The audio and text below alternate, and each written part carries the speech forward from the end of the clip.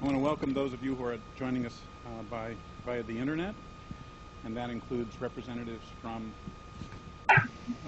Hanson Professional Services, Metra, Kimakata Rail Consulting, LTK Engineering, Midwest High Speed Rail, Patrick Engineering, Illinois Department of Transportation, Massachusetts Institute of Technology, Parsons, TUV Rail Sciences, Wisconsin DOT, and several others. So again, we welcome you and we appreciate you taking the time to participate. And also just a reminder to those of you who are dialing in, if you'd like to receive CEUs for your participation, please send LB Fry an email with your information as described in the email announcement for this seminar. We'll also ask the speakers, and we'll have to manage some special things for this seminar, to repeat the questions from the audience so that others can hear them. Do we have anybody to announce? Yeah, so Manu.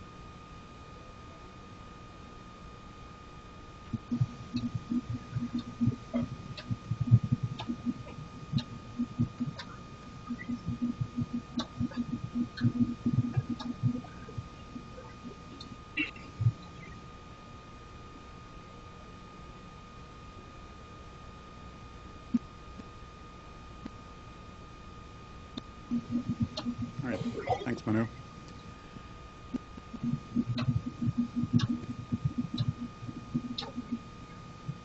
The William W. Hay Railroad Seminar Series is sponsored by the National University Rail Center here at the University of Illinois at Urbana-Champaign. And on behalf of all of us, I want to thank the U.S. Department of Transportation for their ongoing support. It is greatly appreciated by those of us here on campus, as well as those participating via the internet. Now, as I mentioned, today is kind of a special Hay seminar for reasons that I'll explain. And let me start by giving you a little bit of background. The New Rail Center, like all university transportation centers, has a multifaceted mission of education, research, technology transfer, and workforce development. A critical aspect of this mission is graduate student research, which, if properly executed, achieves all four of these objectives. It does so by engaging students in meaningful research that enhances their education, produces new understanding of current and future challenges facing transportation, offers solutions to the transportation community, and prepares these students well for careers in the field.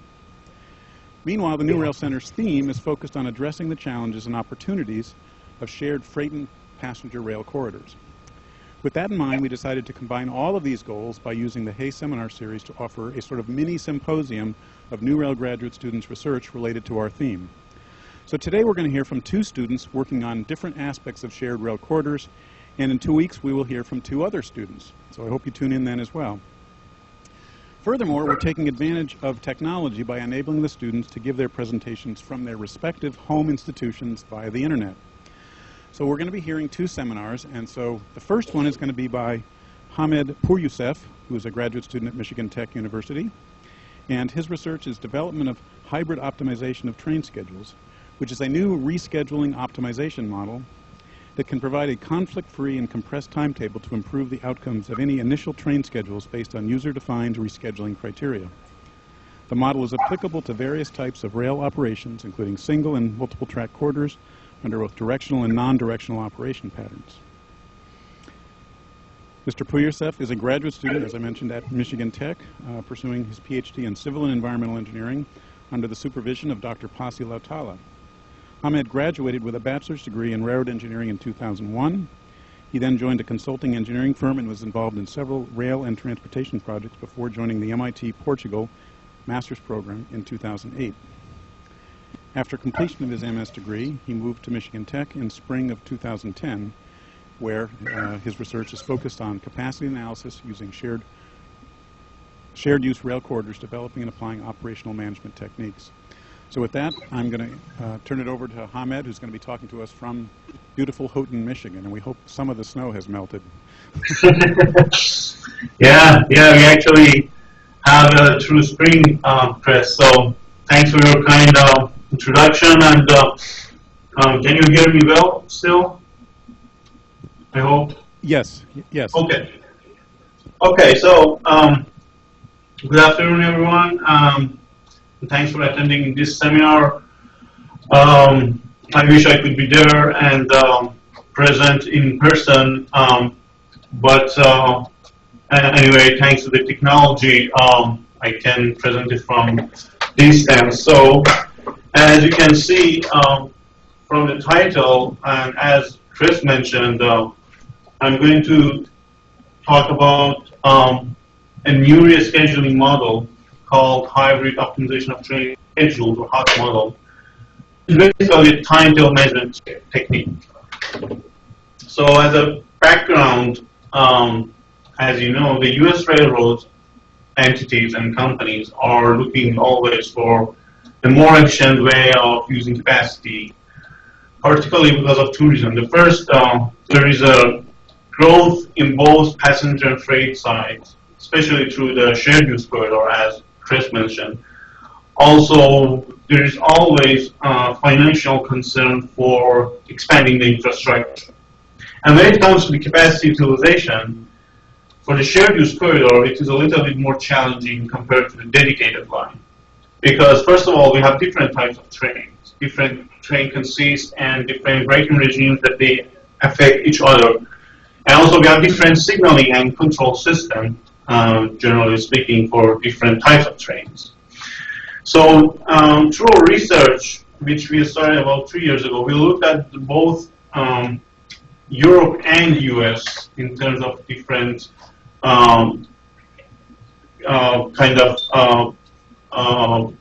in terms of capacity utilization.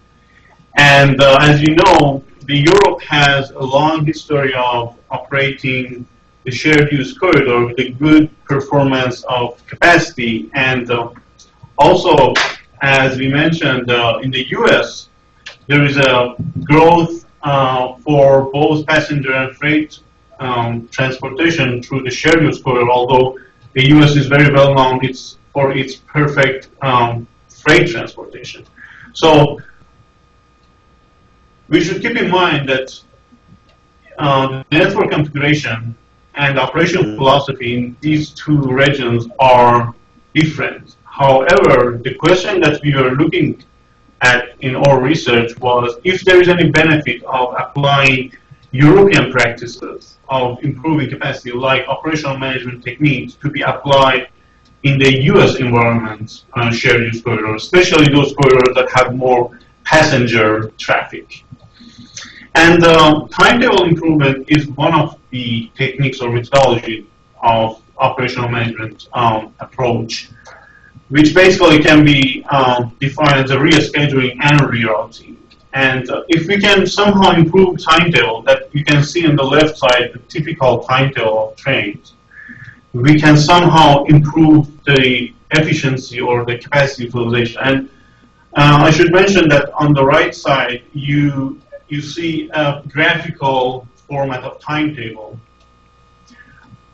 which basically in the horizontal axis we have time, and in the vertical we have location or station, and each line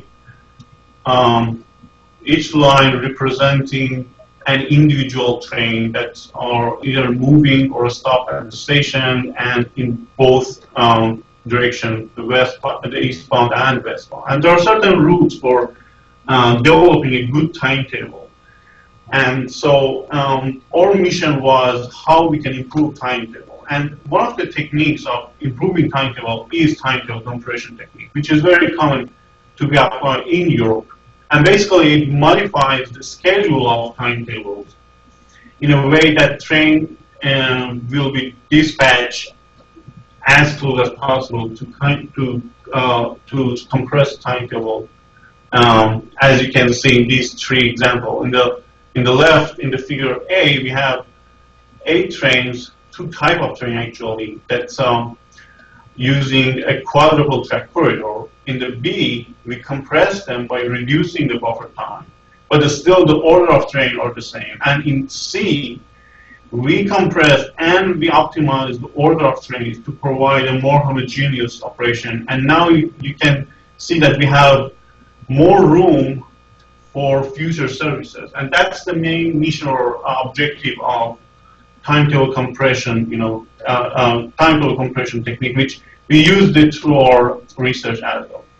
So we tested several and different tools and different simulations in both US and Europe, RTC from US, RailSys, and OpenTrack, to learn more about these tools and see what are the benefits and challenges of applying them through the shared use corridor. And what we found, if I want to summarize it, is that first of all, there is no single package that can provide all the features and all the different aspects of improving Timetable in one single package. So every one of these tools have something to improve. For instance, RTC, which is very common in the US, is a very good tool for randomizing schedules and for automatically resolving the conflict. But it doesn't have that much optimization tools related to the scheduling and these sort of things. On the other hand, our RailSys has timetable compression tool, but it is not very good for automatically resolving conflict if you have an initial timetable with serious conflicts. So even thinking about optimization features of RailSys, it is sometimes tough to apply for some of the operational conditions of the US. For instance, for the multiple track with the non-directional approach, it is a little bit challenging to be applied in the US. And so we developed a new approach of hybrid simulation, which basically we use 2 or 3 different software to take advantage of different features of them for a single case study, for instance. And the results were promising, but it was very time-consuming and needs a lot of effort and expertise. So that's why we think about how we can improve and how we can take advantage of more of the same features, but in a better and smarter way. And also, we couldn't find any timetable compression algorithm for the US rail environment similar to what has been developed in RailSys for Germany and Austria. So that's why we developed, started to develop a new model, a new rescheduling model, HOTS model, hybrid optimization of train schedule. Which the objective of that was to develop a conflict-free rescheduling that can be worked for any different rail corridor, single track, double track, multiple track, directional, non-directional, and so on, so forth. And the methodology of using this model is we need an initial timetable, of course, either with conflict or without conflict of the schedules, and then we need to define a user. We need to define certain parameters, flexibility parameters for rescheduling, and based on that, the model can improve timetable. So this is the main steps of the model. As you can see on top, as I mentioned, we should have an initial timetable, either extracted from an existing simulation or assumed by user. Then in the next step, in B, we extract the timetable information inside our tabular data set like Excel, in addition to the user-defined parameters. And in the next step, we have the decision core of the optimization part of the model. And after improving the timetable, we extract the results, which are the dwell times and the departure time, and then we validate it again inside the simulation. So these are just the diagram shows all the inputs and outputs of the model in addition to the optimization. As I mentioned, all the data should be either extracted from the simulation or defined by the user, and then all goes inside the optimization part, which the objective is to compress the timetable, and then the results are adjusted dwell times of trains and adjusted departure times of trains. Therefore, I want to very briefly explain how the model works. We have initial timetable in the middle, in addition to the defined criteria of rescheduling. And then from one side, we try to compress timetable as much as possible. And from the other side, the model for sure resolves any potential conflict between each two individual trains. So, in other words, the initial timetable is always under pressure from both sides of the decision course. So that's why I call it it's a battle between the timetable compression and the resolving conflicts. So these are just key parameters that I highlighted here. Initial time, departure time was very important. The flexibility of departing trains either as early as possible or the user preferences, another one. Also, minimum maximum of those.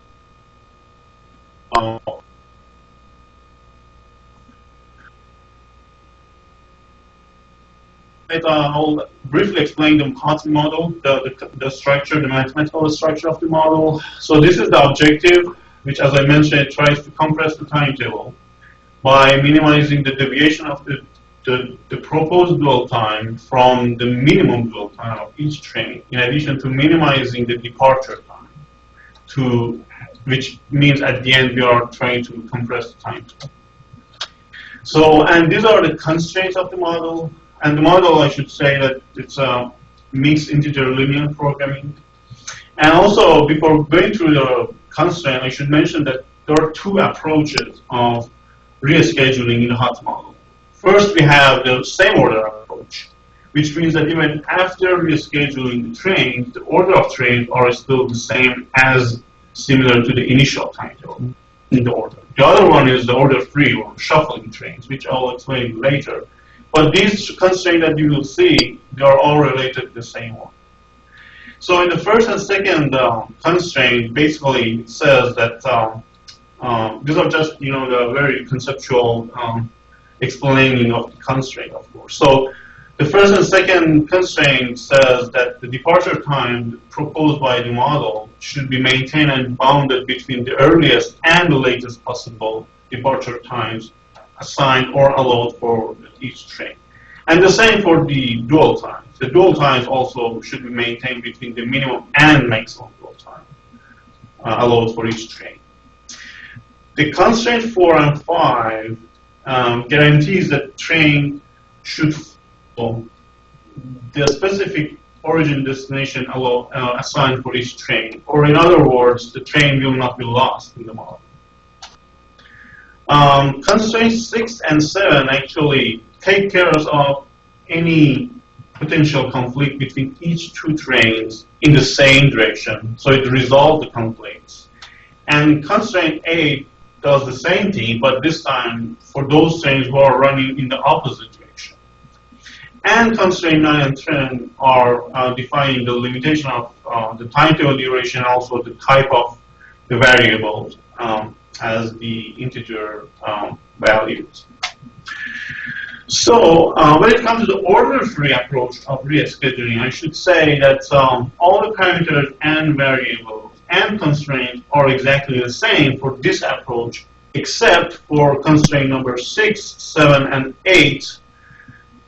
This time we incorporate F1DT parameter, which basically represents the earliest possible departure time allowed for each train. And so, in other words, the dispatching system of model is changed to dispatch train as early as possible instead of keeping the order of trains. And that makes a big change in resolving all the conflicts and also the subpatterns. So we started to test the model. And here you can see that we developed two case studies, the single track and the multiple track case study, different scenarios. And I should say that we used Lingo 14 as a solver, also MS Excel as data sets, and RACES just to validating and presenting the results. And all the case studies considered as a standalone corridors. So in other words, we didn't go beyond the origin destination and try to see what's the impact of new schedules over the rest of the corridor. Also, all the rescheduling and rerouting assumptions were made from academic standpoint. So we didn't consider any practical or industrial limitations to the model. So this is the first scenario of single track corridor. And I should say that we had 22 trains. It's a single track, 40 miles length. And so in the, on top, you see the initial timetable, which we assume they have serious conflicts between trains, as I just highlighted 3 of them. So we put it inside the HOTS model, this initial timetable, and we define different flexibility parameters, as I mentioned through the model. And we ran it for both same order and order-free approaches. And as you see now, in figure B and C, all the conflicts have been resolved, and now every trains only meet or pass inside the station or stop locations, instead of just randomly crossing each other in the middle of the line, which is totally unacceptable. So if you notice, the duration of timetable now has a little bit longer, because in the initial timetable we didn't have any stop. So, and there were lots of conflicts. So, as you remember, I said that this is a battle between compressing timetable and resolving the conflict. So in this battle, and this time, the resolving conflict won against the compression technique in both scenarios. And if you also compare the same order and order free, you can see that although they use the same initial timetable and the same criteria of the rescheduling, because the dispatching system is different, the stop patterns and the order of trains are quite different as well. So in the second scenario, now we have a conflict-free timetable as an initial timetable. But if you notice, we have some trains that have a long stops and waiting time in the stations, which is technically acceptable, but practically it is not very good. So what we did, we again put it inside the HOTS model, and we defined again the flexibility parameters. And now we could not only compress the timetable, as you can see, but also we could reduce those dwell times. And at the end, we have about 48 minutes, about 1 hour shorter and better level of service parameters after running the HOTS model, automatically automatically improving the output. In the third scenario of the single track, we started to compare the compression technique between RailSys and HOTS model. Remember, I told you that the RailSys has also a time compression technique. So what we did was we considered the same initial timetable in both models, HOTS model and RailSys, with the same criteria as we could put inside HOTS. For instance, considering maximum 10 minutes dwell time. And after running the model, as you see, the results are somehow close, but they are not the same. Which means that we conclude that the compression technique of HOTS model is relatively different from the RailSys. In the second part of this comparison, we said that, well, what if we consider the compressed timetable developed by RailSys as an input inside the HOTS model to see if we can compress it more or if we can improve it. And so we did the same. We put it, the result of RailSys, this time inside the HOTS model as an input. And as you see, the result after running HOTS model is very identical. The results provided by HOTS model is almost the same stop patterns, the same departure time. However, because it's a different model, at the end we have about 4 minutes longer duration, although we have more or less the same things in each angle of the timetable.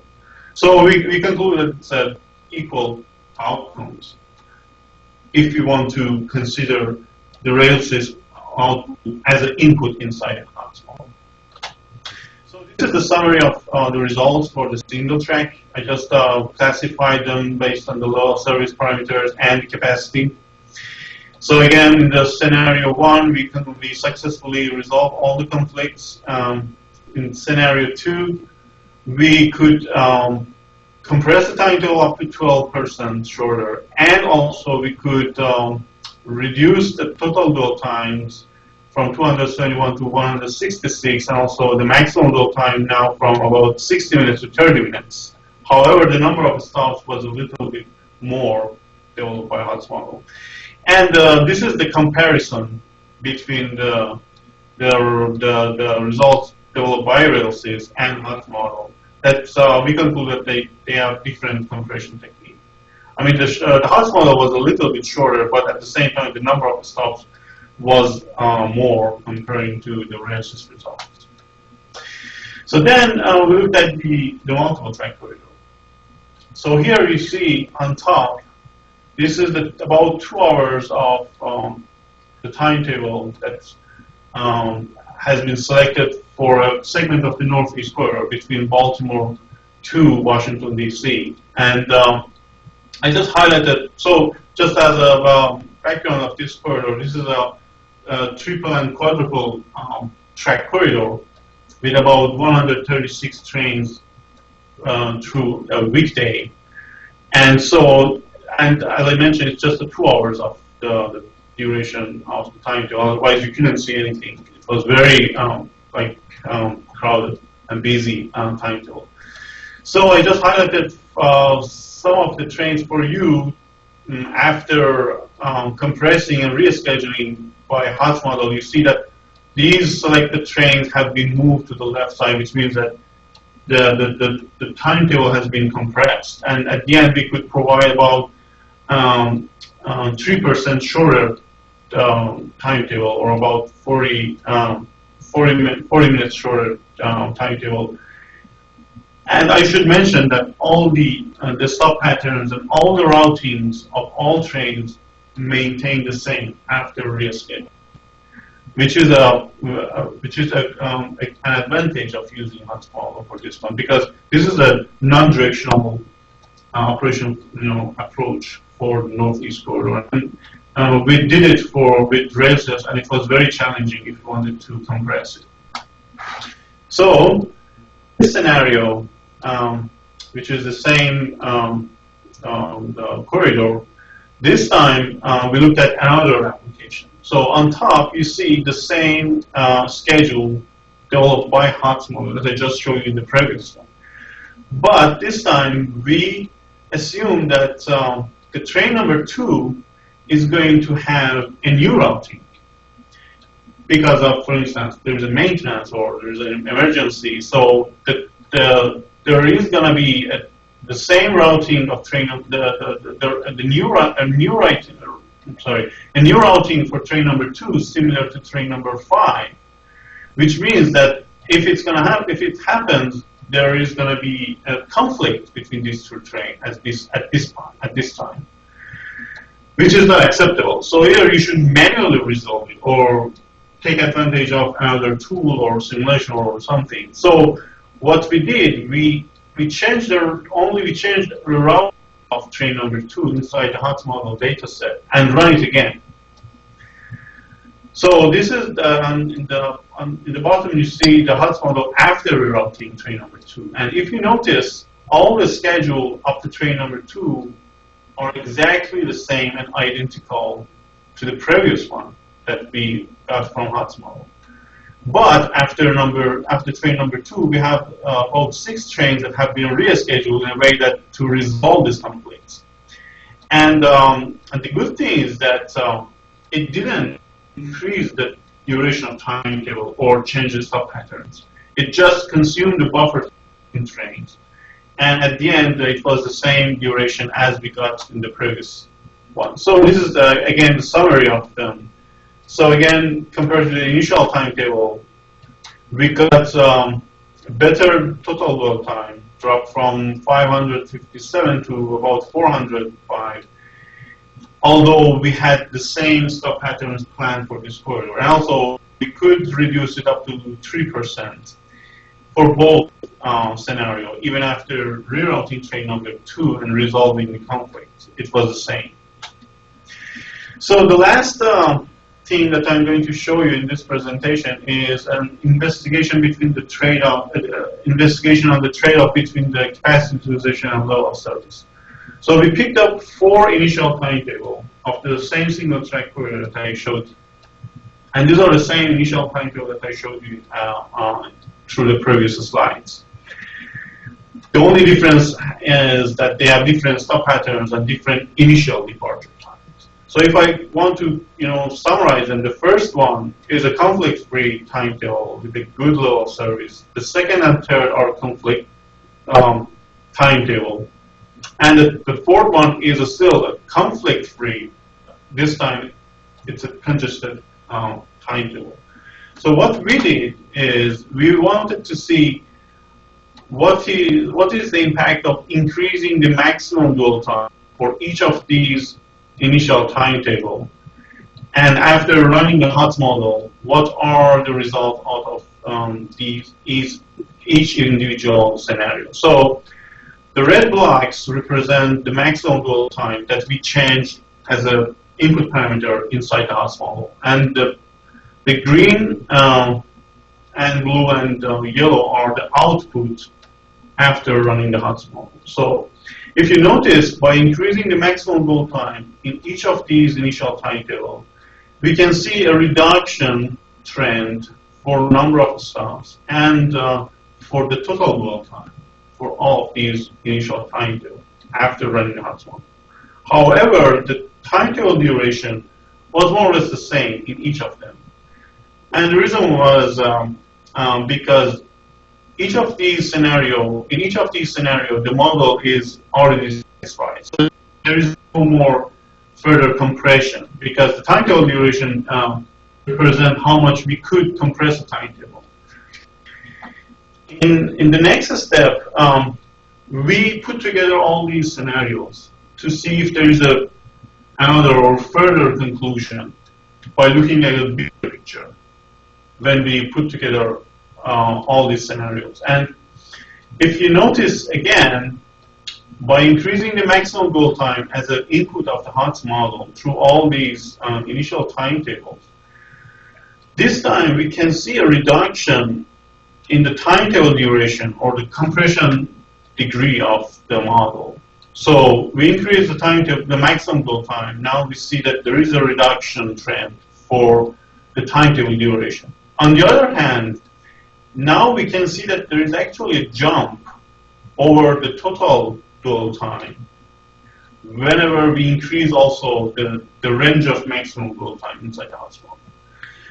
In other words, we can say that there is a reverse correlation between the capacity utilization and the level of service. So capacity utilization again represented by timetable duration here, and the level of service parameters can be represented by the maximum dwell time or total dwell time. So in other words, if we improve the capacity utilization over a congested corridor with no change on the infrastructure component, we most likely reduce the level of service of those existing trains, and vice versa. Of course, the type of initial timetable was the key element through this analysis. So as a conclusion, we looked at, we already know that there are different methodologies and techniques for improving and evaluating capacity. And it's better to look at the capacity from different angles. This is a complicated area of analysis. So just by looking at one parameter or one metric, it is not going to consider all the potential problems. So we looked at the operational management techniques through our research, and specifically based on the timetable compression and timetable improvement, which potentially can improve the efficiency of timetable, but at the same time, there's a risk of reducing the recovery time or the buffer time if there is a service interruption. So we introduced a new standalone model called, and so these are the key highlights. First of all, it's an analytical model, which can work with any race simulation tool. It's applicable for any different types of railways in single track, multiple track, directional, non-directional. And also it provides a conflict-free schedule for both same order and order-free approaches. So we tested the HOTS model for different case studies and scenarios, could resolve the conflicts, improve and compress the initial timetables.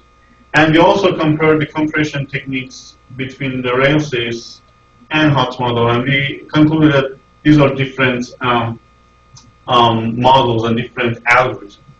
And we also demonstrated that there is a reverse correlation between the capacity utilization and level of service, especially for the congested corridors. But similar to any new models, I mean, HOTS model has also some limitation and future opportunities to be improved. First of all, we didn't consider any station capacity limits inside the model, which can be improved or modified by either considering new constraints or changing the concept of model from node-based to the link-based. Also, right now, the timetable compression technique of model tries to push trains to the left side, which means that it's based on the early possible. Another approach might be to compress it to the right side, or to considering the as late as possible. Also, it's good to have a more user-friendly software in future. And also, right now, the model is very deterministic, scheduling model, and it would be nice to have a stochastic format of this model in future, especially great application. Also, it's good to apply this model for a public transit like subway or LRT and real-time scheduling in future to see if there's any benefit or any challenge of applying HOTS model over them. So with that, thank you so much for your attention, and I should acknowledge different individuals and companies who helped me through this research. David Stewart, Eric Wilson, Mark Wiley, Daniel Hurleman, Sonia and Gabriel, and also Jack, my colleague here in Michigan Tech, all helped me at some point through this research. Also, this research was supported and funded by New Rail Transportation Center. Thanks for all the supports, and again, thank you for your attention. If you have any question or comment, I'll be happy to answer it. Can you hear me well now?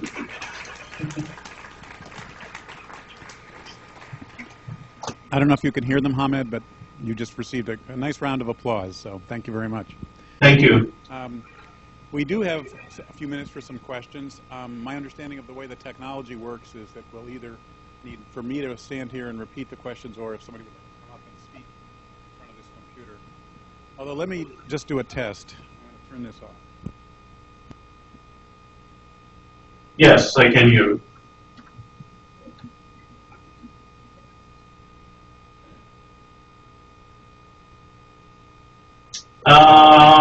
Still I can hear you, but not as good as the previous one. We have, just for the explanation for the audience, we actually have two different sound systems in place. One is this microphone, which I assume is the Echo 360. And then there's also Hamed's system is connecting via this computer. So with all that technical explanation, I'll just ask if there are any questions for Hamed. Okay, Ray? Ray Benacohol, professor here at the university.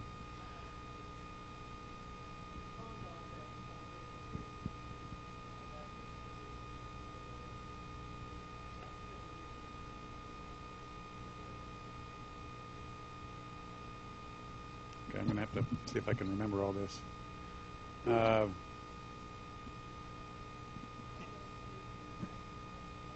Okay, so the question here is, how does safety affect compression in your model? Have you considered that, Hamed? That's a very good question. So as I mentioned, basically when we compress timetable, we try to reduce the buffer time. So the buffer time is a tricky thing because I mean sometimes there is a very large buffer time which we probably don't need it, so you can consume it. And sometimes we get close to the critical buffer time, which may affect the safety aspects, in a way that we get close to the headway, because between each two trains, there should be a headway that maintains the safety. So if we consume buffer time in a way that we get close to the headway, it is not a very good solution, right? So to compress timetable, basically it is not a good in terms of the safety, although we maintain the headway between each two trains. So there will be no conflict. In other words, there will be no crash or accident, but it may increase the risk of service interruption if we compress too much timetable. That's a very short answer. If I had more time, and that's a very kind of complicated aspect to look at the timetable to see different aspects of compressing or trying to improve timetable. But I guess I hope it was clear for you. Yeah, and I guess I would add, Hamed, assuming that your model is properly accounting for the traffic control system, the signaling, and all that, I wouldn't think that there's going to be a safety compromise of compression, because that, I would assume a constraint of your model is that it can't violate the signal block system. Right. One of the parameters of the model is the headway. So in the model right now, we consider headway between these two trains that basically maintains the safety aspects. So they're not providing any violation in terms of the timetable, But at the same time, it's a user preference that's how much he wants to compress the timetable or not. Okay. Considering all the aspects of safety, including the headwinds. Okay. We've got one more question from one of our online listeners, so I'm going to read it here. It's from Mike Garcia with Patrick Engineering, formerly with IDOT. And he says, the model assumes all trains going into the system come out of the system and that all trains have total flexibility. Is that correct? Can you repeat again? Yeah. The model assumes all trains going into the system come out of the system and that all trains have total flexibility. Is that correct? I couldn't. The second part is not very clear. That what does it mean by flexibility? But I assume that he says that so the model considered flexibility for rescheduling. That is correct. But all the trains are maintained the same. I mean, in terms of the number of the trains and in terms of the scheduling. He was asking if all the trains have full flexibility. Oh, so full flexibility. Usually. Okay, sorry. So yes, I mean, it's up to the user. You can consider that some of the trains are frozen, which means that trains they don't have any change in terms of the scheduling. You can freeze one train, or several trains, and then give flexibility for some other trains. That is possible, yes. And that actually, right now, I'm working on the other scenarios that consider some trains are totally, and then the rest of the trains have flexibility to be departed sooner or later, and so on. Good question. Okay. I think I'm going to suggest we press onward because we have a second game in this doubleheader. We've already touched a bit on the safety question, and that's apropos for the next seminar. Of course, safety is essential as an essential requirement of any rail system, and with increasing passenger rail service in the United States and proposed high or higher speed operations, the potential hazards due to different types of railroad operations need to be considered. The main focus of Mr. Lin's research is development of a comprehensive risk assessment framework for the safety of shared use rail corridors in order to identify, evaluate, and mitigate the risks. Our speaker is Chen-Yu Lin. He's a graduate research assistant pursuing his PhD with Railtech here at the University of Illinois. He completed his undergraduate degree in civil engineering at National Taiwan University in 2011 and his MS in civil and environmental engineering here at UIUC in 2012. Mr. Lin is interested in high-speed rail systems, and his research focuses on safety and risk analyses on shared passenger and freight rail corridors. In addition to his studies, Mr. Lin has been active in the American Railway Engineering and Maintenance of Way Association student chapter here and served as the Engineering Council representative for the 2014 calendar year. Mr. Lin?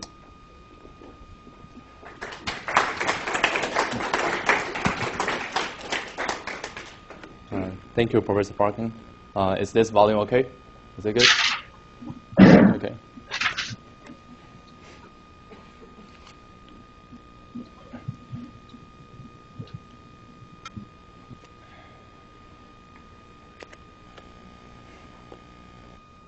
Okay, let me.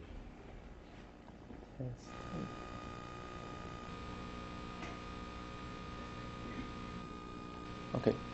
All right, good afternoon. Today I'm going to present to you the hazards associated with shared use rail corridor operations. So the presentation consists of 3 parts. So we'll start off with introducing the shared use rail corridor safety challenges, and then followed by the introduction of this risk mitigation, risk management for shared use corridor hazards. And then comes the conclusion and then future work. So the passenger, basically this graph shows the passenger, the Amtrak ridership from 1970 until now. So this basically shows that the passenger ridership for the railroad in the U.S. has been increasing, and now it's still increasing, and so there are more demand on the passenger train services. Not only that, they demand the ridership, but also more efficient transportation. So we want basically, we need more trains, more frequent trains, and faster trains or higher speed trains. So this is the sort of the motivation of this research. Why this side of motivation? Because in the United States, there are a lot of part of the passenger train services. Those passenger trains actually runs on other railroad companies' territory, so the freight companies or some other territories. So in order to add more passenger trains and also make it higher speed and run more efficiently, but at the same time not compromising the safety, there are some approaches and some challenges need to be resolved. So this created a so-called shared use rail corridor environment where you have passenger trains sharing tracks or right-of-way with freight trains and other railroad systems. And currently, there are 2 approaches to achieve the goal. One is the incremental upgrade of the existing lines. So it could be existing passenger railroad lines or freight railroad lines, adding new passenger trains, or it could be a new dedicated line. So you build a brand new railroad tracks that runs only the high-speed trains or passenger trains, but that may be adjacent to the existing freight railroad lines or the existing conventional track corridors. So that will create different shared track and right-of-way usage based on how you are going to improve your passenger services. So you can have shared tracks, shared right-of-way, and shared corridors. So this share means that you are sharing these tracks or right-of-way between different types of train operations. Each of these has different implications regarding the speed, the infrastructure, the rolling stock requirement, regulations, and operational, institutional, and regulatory considerations. So this is actually a very complicated project that if you were to create a shared rail corridors. And in our research, we focus on the safety aspect. Just to graphically show what each of these shared use represents.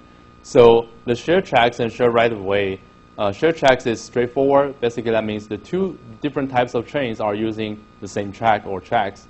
The shared right-of-way means that there are 2 railroad systems. They are adjacent to each other, but they don't use the same tracks. However, they are close enough that when one train derailed or collide with another train, there may result in a safety issue for the another train systems. So the shared right-of-way and corridor are the same thing. The difference is that shared right-of-way means that track centers for the 2 railroad systems are within 25 feet, The shear corridor means that the track center between the two adjacent railroad systems are larger than 25 feet, but less than 200 feet. So this is basically the scope of our research on this so-called shear rail corridors. So what kind of safety issues that are, once there's a railroad system, there will be some safety issues as we have improved our railroad safety, and it has improved over the years. But what specifically are important or significant on the shear corridor configurations? This is basically what the whole purpose of our research. We want to identify what kind of safety issues we may have, and once we identify how we address it and how to eventually mitigate it, and so that we can have a safe environment while we implement this safe share use rail technology. So here, these are, so we tried to develop this shear corridor risk management plan that we have a standard procedure to identify, evaluate, and mitigate this risk. So we will start with the risk management planning. Basically, that defines the scope of our research and corridor, which I just did in the previous slides. And then we are going to identify the potential risk, and then we are going to assess them. So basically, we use different technique, mathematical model, qualitative or quantitative way to evaluate the risk. And then we will develop, or we will evaluate the effect of this risk mitigation strategy. So based on what we identify the hazards, and we will also identify some potential risk mitigation strategies. And by going through this whole process of risk management, we will be able to maintain a safe environment of this share use corridor operation. So in the following, in the rest of my presentation, I will basically follow this flow of risk management. So we have done the risk management planning part. Now we are going to identify this risk. How are we going to do that? Basically, this is a project we cooperate with the Federal Railway Administration that we want to set out, develop a guidance document basically, so that whenever we want to upgrade an existing line to a shared corridor, or we want to build a new high-speed rail system adjacent to a conventional railroad system, how can we identify the potential hazards and how can we address them? So we are going to develop this guidance document, and by using the principles that I showed before, and we are going to basically this document will have two parts. One is the general hazard assessment procedures. Basically, that means when we have a new shared use corridor operations, what are the potential hazards? And then once we identify all these, we will get into this detailed risk assessment. So it could be a very dedicated mathematical model to address this individual risks. So this is what we are going to do. And the development of this document and its final content, we already consider the following. These are the following critical point of concern that when we try to consider all these hazards, we already think of, the FRA already think of some important parameters that we need to look at. So first of all is a minimum track and right-of-way spacing between the tracks or between the different railroad systems. This is straightforward. So basically, we think that the further apart the two tracks or the two railroad systems, the less effect that when one system has some hazards, it will affect the other system. However, there are some advantages when you put two tracks or systems together. You can save some space. You don't need to spend a lot of time on land acquisition, and you can share some infrastructure or the subgrade and everything. So this is a trade-off. So this is one thing that we need to consider. Another thing is that if we have, how are we going to use this intrusion detection or protection devices, given that there's situations where one train, say, it derails and it intrudes the right-of-way or the adjacent tracks? How are we going to warn or prevent this situation? So we consider the use of intrusion detection or protection systems, and we also consider using the physical barriers or crash walls. There are also other relevant considerations, such as we want to protect the activities along the right-of-way access road, and we also want to consider the aerodynamics of the trains on adjacent tracks, so that when they will not, how will they affect the corridor adjacent to it.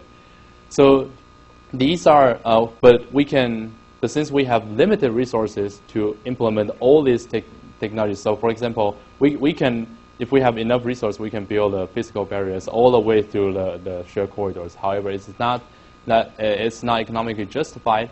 So we want to find out a way that we can precisely address the risk and find out some important locations that are posed to this shared corridor risk, and so that we can efficiently allocate these resources. So we want to, first of all, we want to identify what are the potential hazards that will occur on these shared use corridors, and so we can then address it. The FRA basically provide the list, and we also brainstorming through this with some of our colleagues and safety experts on what are the potential hazards that may occur on the shared use corridor operations. So including this derailment or adjacent. So I will show this in the next slide in in a more organized manner. But this list just shows that the first step of our risk management is basically to identify identify hazards. So these are the hazards that may occur. Well, actually, these hazards can also occur on the regular, normal railroad systems. But some of them are unique to the shared use rail operations. Others are more important or more significant in the shared use rail operations.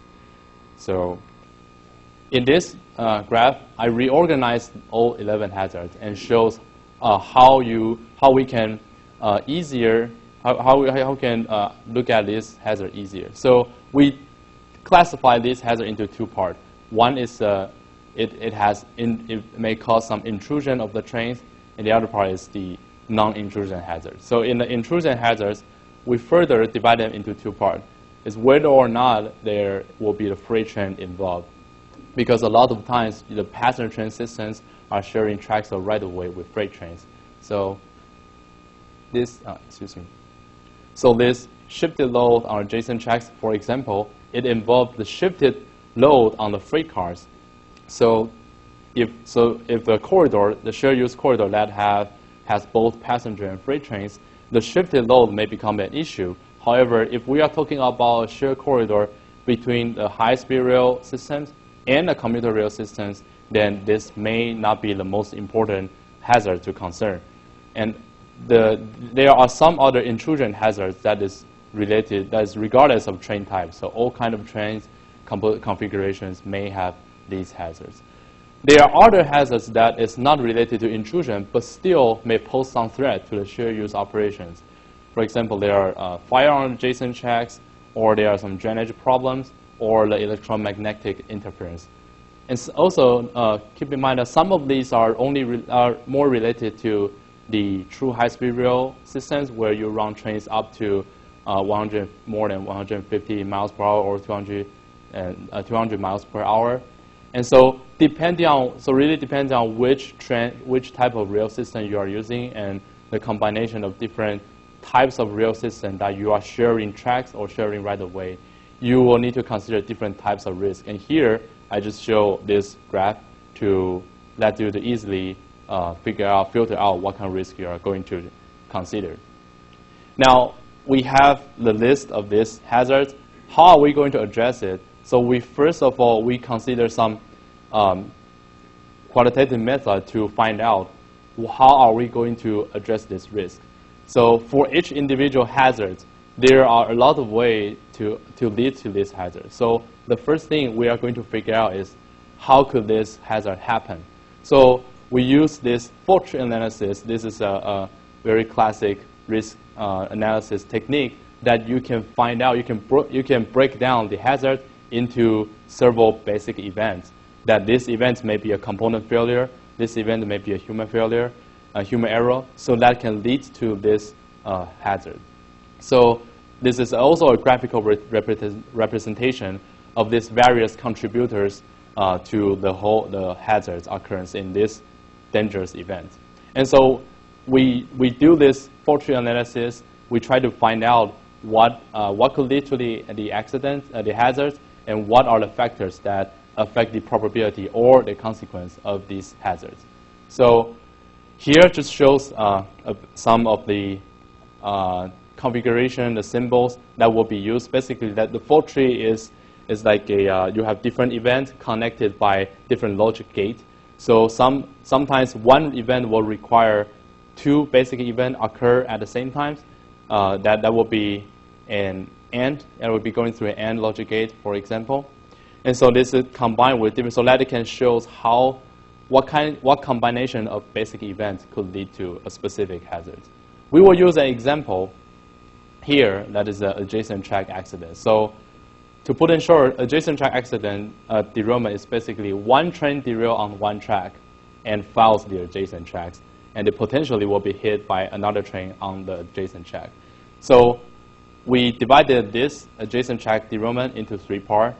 That is the first the initial derailment, and the intrusion of the derailed car, and another train presents on adjacent tracks. And these three events need to occur. They all need to happen in order to lead to this adjacent track derailment. So they are going through this AND logic gate. And for each sub-event, there are a lot of different factors that could affect these probabilities or the consequence of the event. For example, the derailment, the probability of the derailment may be related to the railroad infrastructure quality, the method of operation, the signal systems, and the traffic density, and also whether or not you have this train defect detectors. So by constructing these fault trees, we can identify these important factors, these important influencing factors for specific hazards. So later on, when we want to access this risk, we can go to find the data. Say we are going to find what are the infrastructure quality, how are they going to affect the probability of derailment. So by breaking down the hazard into basic events, this is the technique we use to identify these influencing factors. So this is what we have done through the fault tree. So after we conduct the fault tree, we want to know three things. One is what are the locations that a specific hazard is more likely to occur. The second thing is what are the factors that will affect the probability or the consequence of this hazard. The third thing is that we want to propose some of the mitigation strategies. So this one is a general location where each hazard is imminent. I show, since this table is big, so the font size may be too small, I show two examples here. The first one is a derailment on adjacent tracks, and it shows the location will be, it may occur along a shared use corridor with multiple tracks. And the second is the shifted load on adjacent tracks. It may occur along a shared use corridor with freight train services present. So this is an example. The second table shows the influencing factors. So basically, what can affect the hazard. So for example, the derailment on adjacent tracks, some of the key influencing factors include the track center spacing, the train speed and human factors, track geometry, and etc. So these are obtained from the fault tree analysis, where we break down the event and then we find out, oh, these are the factors that will affect these specific hazards. The same thing for risk mitigation. So once we break down the hazard into different events, we will be able to look at how are we going to prevent, say, a component failure or a rolling stock defect or an infrastructure defect or a human error. So based on that, we can propose some of the mitigation strategies. These mitigation strategies haven't been evaluated yet, but we just try to brainstorm, and then we try to qualitatively access this mitigation strategy for our further research. So here are two examples for the potential mitigation strategies for the derailment on adjacent tracks. For example, we may need a proper track center spacing. We may install the intrusion detection or the crash wall and etc. So after we do all this, we basically, for the guidance document I mentioned before, we basically will use that as a procedure to conduct this risk analysis. So what we have just done is by using the fault tree analysis to identify these locations, factors, and risk mitigation strategies. So this maybe provide most of the railroad operators, Amtrak, the high-speed rail and operators, like an example to do that. And they may also refer to those result. However, if there's another new corridor, say if there's another high-speed rail system being built, they can follow this, or they can do that by themselves. So they can follow the same procedures that we provided, and they can identify the risks that they think are important, and then they can do the similar assessment. So now, after we have done so far the qualitative risk assessment, for individual hazard, we built the fault tree, and then so we understand what are the mechanisms that lead to this accident. Then, for each specific hazards, if we think it's very, very important, we will focus on that, and then we will do a quantitative risk assessment in order to fully address the risk. So we will use some of this quantitative risk assessment technique to qualify, to evaluate the risk. This will include the probability and consequence assessment. So this uses the basic concept of risk, which is the probability of an event, multiply the consequence of the event. So we will try to find out what are the probability and the consequence of a specific hazard. How do we do that? Well, we can, first of all, look at historical data. So if we want to analyze what are the probability for adjacent track accident, we can search back to look at the previous past, the train accident data in the past, and try to figure out maybe there are some types of accident that are more likely to occur. And so we can figure out what kind of accident causes it may have, what kind of train types it leads to these accidents. We can also look at, say, the previous data on the broken rail or previous data on the wheel defect. These will be all useful data if we have that we can conduct the analysis. The precursor analysis is another type of data that the precursor basically refers to the events that may or may not lead to the accident. So for example, an engineer violates the railroad laws, so in operation laws, it may, if he or she is lucky, it may not eventually result in an accident, but sometimes it may. So by analyzing this precursor analysis, we can proactively prevent or mitigate the risk. Fault tree analysis on probability. So we just show the fault tree analysis qualitatively before, but it can definitely be used as a quantitative way to address the risk by we integrate the probability of small events, and then we integrate them together, we will obtain the probability of a specific hazard as a whole. And then by using all these, we will be able to develop a risk model. And then ultimate goal is we want to integrate all the risk models from the different hazards, and then we combine them into a integrated risk framework.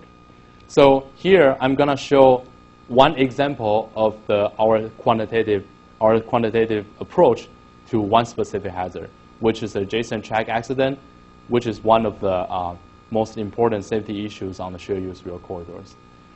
So here, the adjacent track accident basically means that when one train derails, and it will not only does it derails on its own track, but it also intrudes adjacent track. That will create these intrusion scenarios where there's a potential that another train on the adjacent track will not be able to stop in time to avoid the collision. So it may result in a second accident, which is a collision between two trains. So why is this important or more significant in this shared corridor operations? Because the higher speed of proposed passenger rail services will may increase the risk posed by this derailed train on adjacent tracks. Because sometimes the warning from the railroad system, the derailed train falling tracks may not arrive soon enough for the train on adjacent track to stop, especially when they are running at higher speed. So we also consider to use the barriers or the train detection systems, but sometimes it's, first of all, we need to identify where are the important locations to do that. Otherwise, we won't have enough resources. So this is why we need to do this research on the adjacent track accidents. So in order to know what is an adjacent track accident, it's not a single event. It's actually a series of events. So we break it down by using these event trees. So first of all, there should be an initial accident on the adjacent track accident scenarios. So there will be one train derails or collided with another train on one track. Then we look at if there is a multiple track territory. If it is, then we look at whether or not the derailed rail car follows the adjacent track. And if it does, then that will be one of the adjacent track collision scenario. The same thing for collision. So this graph basically wants to convey a concept that the adjacent track accident is not a single event. It's a series of events that need to be considered. According to that, we are going to propose a semi-quantitative model, and eventually it can be a quantitative, to address this risk. Basically, that uses the concept that I just introduced. There should be a probability of the adjacent track event, and we broke it down into 3 events that's in a series. So the probability of derailment, the initial derailment or collisions, and then the probability of intrusion given the initial accident, and then the conditional probability of the presence of another train on the adjacent track, and then we measure the consequence. So, and here we identify all the factors that would affect each component of this model. So that's how we are going to develop the model to evaluate the risk, because it is too complicated to evaluate the adjacent track accident risk by one probability. So we actually broke it down, and then we look at what are these factors will affect each different component. So how are we going to use this model? Once we know what factors could lead to different events, we will be able to calculate and compare the risk of different segments on the corridor. So we can see on the graphs shown on the bottom right, there is a hypothetical corridors with different types of shared corridor settings. So we divided these corridors into different segments, and then we use this semi-quantitative risk model to evaluate the risk on different segments and compare to each other. And then we will find out certain locations will have higher risk of adjacent track accident. Maybe they are too close to each other.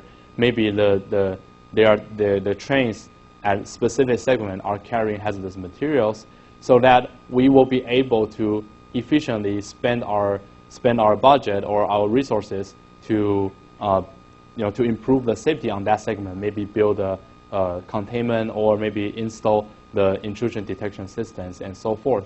So this is a case study that we use this hypothetical network, and then we divided that into different segments, and then we evaluate the different segments by their road characteristics, train characteristics, and the environment characteristics and so forth. So by showing these graphs, we can know that each factors will affect the probability of this, and so we will combine this probability to get the overall probability of the adjacent track accident, and then we also evaluate the factors for the consequence, and combined we can get the risk index for the adjacent track accident. So this example for adjacent track accident is just one out of all the hazard list that I showed before, and it's still an ongoing project. So we want to be able to precisely access the influence of each factor on these adjacent track accidents. And so now we are working on this project. There are other hazards that I showed before that there may be individual mathematical model that need to be developed. And then, so we may have 4, 5, 6 or more models to evaluate the risk of individual hazards.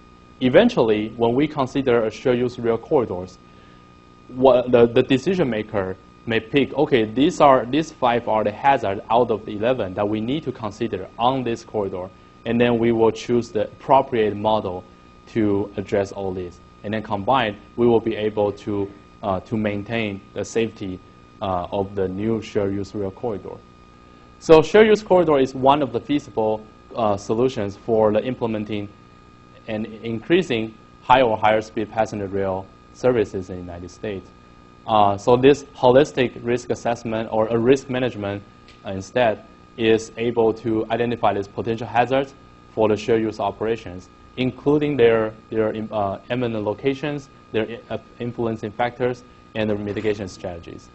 our future works include complete the full tree analysis on individual hazards, and of course develop a quantitative risk model and develop an integrated risk assessment framework for all these hazards. So even though we show some of our work here, when we actually develop this whole integrated model, it could be adjusted, it could be modified based on different train operators or different type of share use recorder settings. So what we want to demonstrate here is this holistic risk assessment framework that is flexible to fit into different types of share use real corridor configurations. But it also provides a reference for people who want to use these existing risk assessment tools or existing models to evaluate the safety or the risk on their own corridor. So my project is supported by the New Rail National University Rail Center. And I also want to acknowledge the Federal Railroad Administration for the support of this guidance document project and provided some important information. With that, this is the end of our presentation, my presentation, and the questions and comments are welcome. So thank you.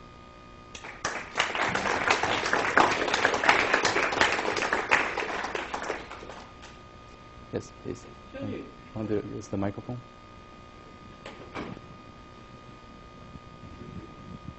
Chen-Yu, very nice job. Thank you. This idea of evaluating risk is just intriguing.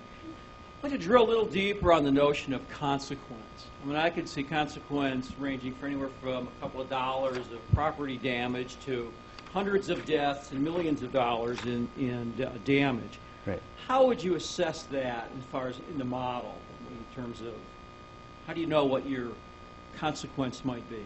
Oh, okay. Thank you. This is a very good question. The question is how am I going to access the different various types of consequences? So let me go back to the slides showing the consequences here. So this is actually our ongoing work. So initially, we can measure the consequence by, say, the rolling stock damage, the infrastructure damage, and this is one way. Maybe it's good, and the number of cars derails, but that also represents how many cars are damaged, and some of them may involve the release of hazardous materials. However, when it involves the passengers, there will be some injuries or even fatalities. And even though there are a lot of measures of like the cost of life or cost of injuries, it varies a lot of range. So what we are doing right now is we want to come up with the metrics to measure this consequence. So by maybe converting the infrastructure rolling stock damage into a certain index, and we do the same thing for fatalities and injuries. And sometimes maybe there's a hazardous materials release. We consider that maybe we divide the land by the amount of release or how the area that it affects.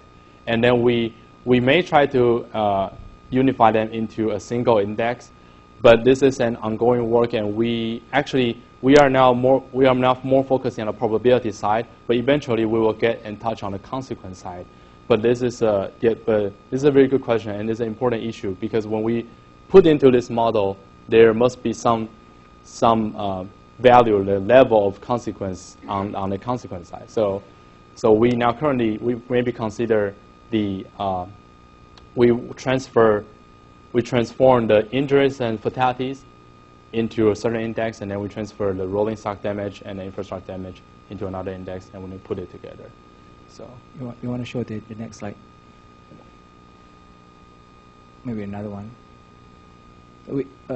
Don, we envision that when we use this model or any kind of model, you have to go through every single segment. If you prepare, like, let's say, a new proposal from high speed from Champaign to Chicago, similar to any kind of EIS study, we go every single mile and look at what are potential consequences you could have. So if you are going through a high urban trade area, that would be a high population areas. If you're going through a river or a lake, that would be another consequence on the environmental. So you got to go through this process for every single segment later on. Thank you. Thank you. Any other questions or comments? Is there any? Okay. So do you have anything? Okay. So let me go to the end. Okay. So thank you very much for your attention. Should you have any other questions, here is my contact, con69@illinois.edu. And also, my advisor, Professor Saad, and we actually have a website for the shared corridors safety. So it's www.sharedcorridor.org. And I should have put this on this. I'm sorry that I didn't put, but it's www.sharedcorridor.org. So if you are more interested, you can go to the website and you can look at our previous project and our current project and our future project, of course. And so this is the end of the presentation. Again, thank you very much for your attention, and I'm very glad if you can give me any questions, comments, or feedback. Thank you.